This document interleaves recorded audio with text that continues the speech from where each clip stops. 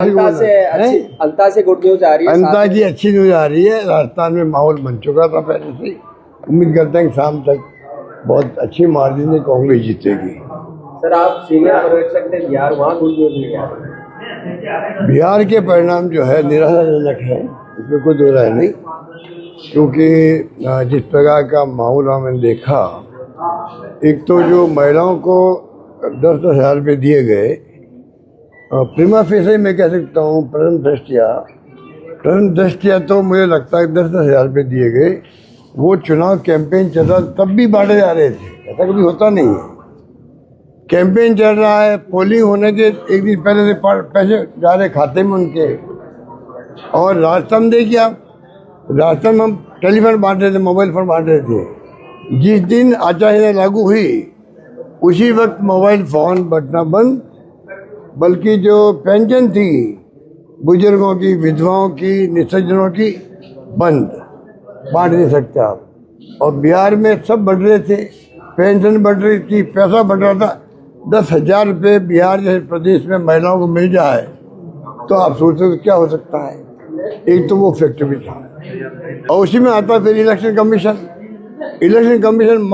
मूक दर्शक बना रहा। उसने क्यों नहीं रोका? 10,000 रुपये बढ़ रहे थे, चुनाव चलते हुए इलेक्शन कमीशन रोकना चाहिए था, उसको रोका ही नहीं उन्होंने। रास्ता में रोक दिया, मोबाइल फोन बढ़ रहे थे रोक दिया, पेंशन रोक दी, वहाँ कुछ नहीं कर रहे थे।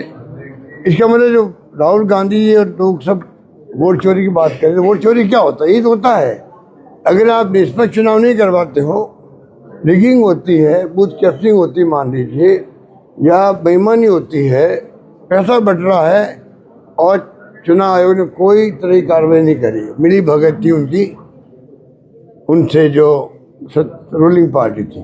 और नंबर 3, जो पैसे का धन का तो दुरुपयोग हो रहा आजकल, कोई सोच नहीं सकता। हम सोच नहीं सकते कैसे पैसे बढ़ते हैं दिफा बन करके।